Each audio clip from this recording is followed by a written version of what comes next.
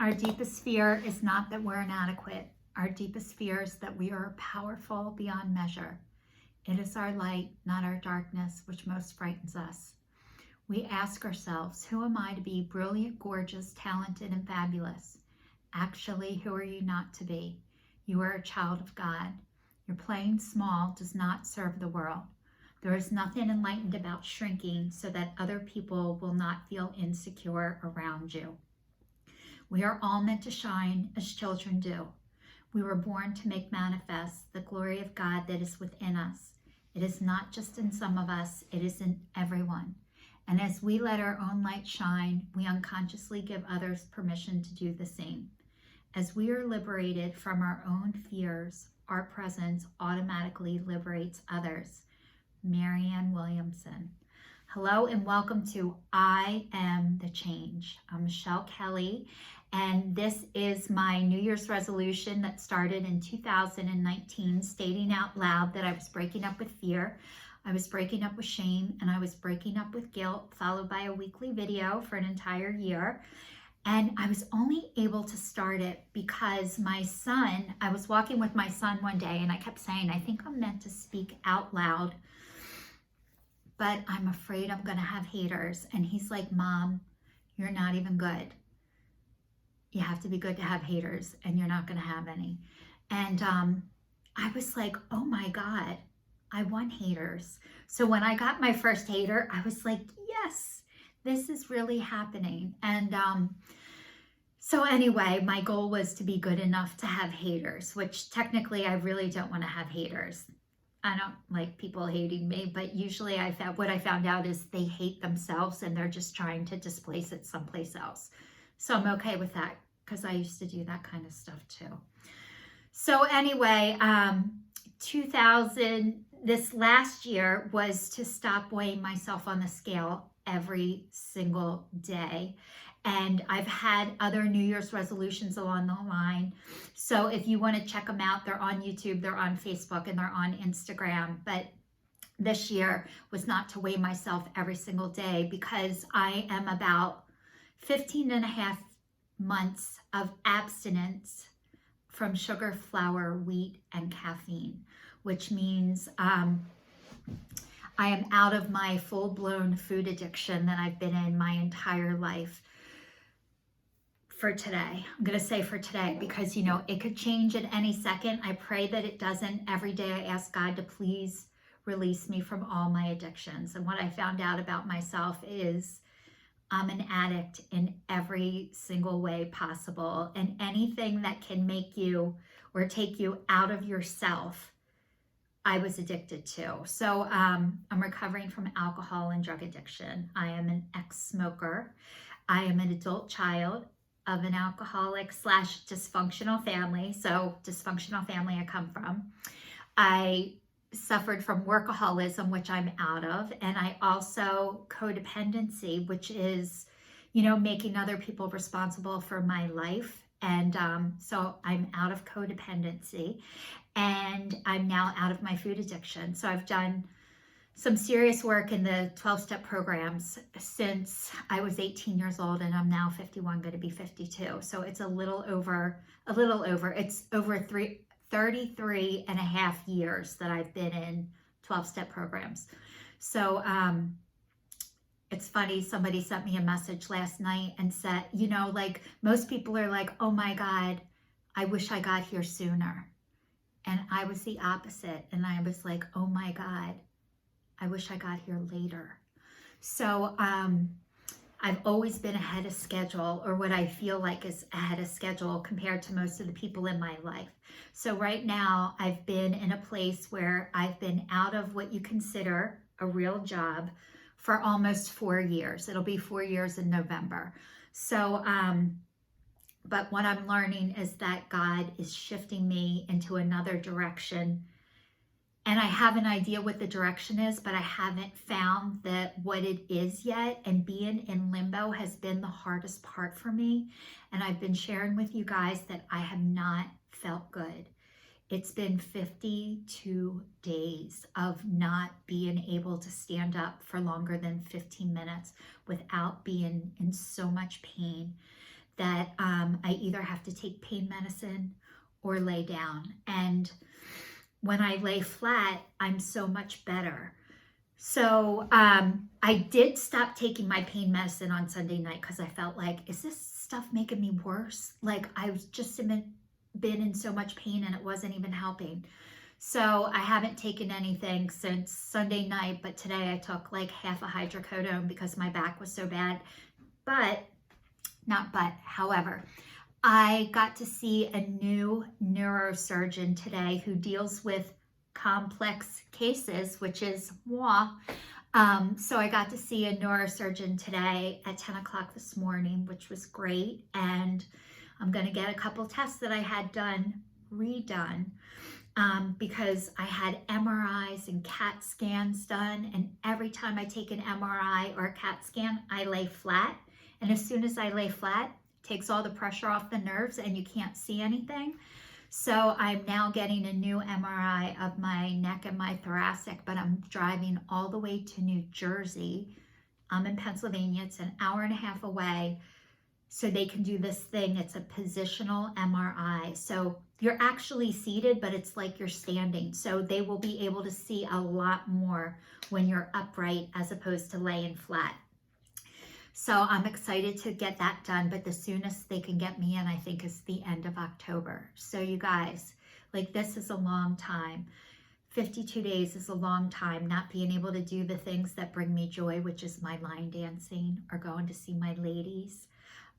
Going to the grocery store is like a huge deal. And I used to joke about people who only did 1 or 2 things a day and be like, oh, I do like 100 things in a day. I'd zip all over the place, and I can't do that anymore, and I can't do that right now. And just being with myself, by myself, sitting still, just being, is definitely harder than it is to be busy and to be doing things all the time. And I used to get told when I was little, Michelle, sit still, stop talking, stop touching, stop doing this, stop doing that. And guess what? When you stop doing all that stuff, then you have time for like meditation and peace and quieting and calming down. And that's what I've been given the gift of. Is it doesn't feel like a gift, by the way, is to come back into myself and realize that all the answers that I am looking for, that I need, are inside of me, and that I don't need other people to validate me or to confirm that I'm doing a good job or I'm doing the right thing. However, I was talking in my video, it is really nice to hear that. It's really nice to hear that you're doing a great job, and wow, you've done a lot of work. And you guys, I went to the hospital for the 4th time on Tuesday because my pain management specialist did not know what to do with me because we weren't managing my pain. And so he said, go to the hospital. So I went to the hospital my 4th time, only 4 times so far in the last 52 days. And when I got to the hospital, they're like, do you want to, hurt yourself in any way? And I'm like, yeah, I want to kill myself every single day. I'm in so much pain. I've lived with chronic pain since 2007, since I got into this car accident, the first car accident. So I've lived in chronic pain since 2007, but there has been several times through that time where it's been unlivable. And this is one of those times. And this is my 3rd time that my cervical spine and my thoracic has been unlivable. So, when they heard me say that, they called the psychiatric support team to come down, and I was telling the truth. I don't want to live like this. I can't live like this. This is awful, and it's not a way to live. And so they sent down somebody to come and babysit me and sit with me. They took all my clothes. They took my phone, my purse, my earrings, my socks, everything. And they left me with my glasses because they wanted me to sign something. I'm like, I'm not signing this if I can't see it. So they let me have my glasses. And then somebody came down to evaluate me. And it was like I guess, in the United States, because I know some of my friends who watch this aren't in the United States, but there's this thing called 302, and it's where you go into the psych ward. And, I've learned the more you tell the truth, the more people think you're crazy. And really, it's quite the opposite. So anyway, I had to promise I wasn't going to hurt myself. Do I have any firearms? They were asking me all these questions, but I'm like, I'm in so much pain all the time. I'm not going to do anything, but I want to. So anyway, they had to make sure that I didn't have a plan and that I wasn't planning on doing anything and that I have support. And you guys, this is me with a lot of support, and I still want to do this stuff. So I can't even imagine not having support or not having anybody to talk to about this. I talk to people about this all day long, but most of the people who talk to me about this, they just talk to me. They don't talk to anybody else.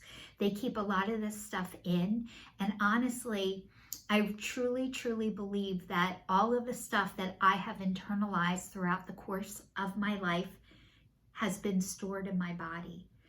And as I've been able to heal and work on my healing, my stuff needs to come up and come out, and it has to come out of my body and out of my mouth. And I can now tell you what is happening when it's happening. But when this process started for me, I could smell smoke, I could see smoke, I could see fire, I could see the explosion, and I couldn't say anything to anybody about it, excuse me, until after it happened. And I got through it. And then I could come back and tell you how I got through it. And now I can tell you, I smell smoke. I can't see it, but I know it's there. And sometimes the smoke doesn't come for a while. And looking back, what I realized is I feel things and see things and hear things before they happen. And I've seen that and heard that my entire life. And I thought because I see this and I hear this, that everybody else does too. And they don't. And what is so obvious to me and for me is not obvious to most people. So that's why I want to keep talking and putting it out there, because I haven't had people to talk about this with my whole life. Nobody was seeing what I saw, and I didn't know it. So then I looked like there was something wrong with me instead of they're not ready yet. And when people are ready, I want them to know that I went through it too, and you could come find me and talk to me. And part of what I'm doing is self-care, which none of us learned how to do. I don't care who you are or what your life was like. We were taught to take care of everybody else's needs before our own. And what I keep finding out is when you do that, it makes you sick and it comes out in your body. And I haven't worked since I've been 48. I'm going to be 52 this year. And I'm like retired without retiring. Like things always happen early for me. I went through menopause at 40. Most women don't go through menopause until their 50s. I was 10 years early for menopause. I was a lot of years early for sober. But what I keep finding out is I'm actually on time. But it's hard being the first one. I don't like being the first one. I want somebody else to follow. I want somebody else to lead the way. But they were saying that I need to go to counseling and find somebody to talk to. And I said, I'm fine with talking to people, but I want to talk to people who are doing what I'm doing. I don't want to be told what to do. I want to know what you do. Not telling me, you should do this, you should do that, you should go here, you should go there. And if I say, do you do that? No, I don't, but you should. I want to take advice from people who are doing what I'm doing. And I haven't found a lot of people that are in 3 12 steps programs, are totally active in all 3 and have a spiritual connection that they hear God talk to them like I do. And so anyway, but I was thinking this was my first psych eval, and it wasn't. I had one with a doctor to give me pain meds years ago. He made me get a psychic evaluation. And then I had another one to get depression medicine, but this was the first one in the hospital. And my one girlfriend was so afraid that they were going to keep me and make me go in front of a judge because I said I didn't want to live like this. So anyway, thank you so much for everybody for watching, for saying prayers for me. I'm just hanging in there the best I can. So this is your sign, signing off. Please stay safe, stay tuned, and I'll see you all next week.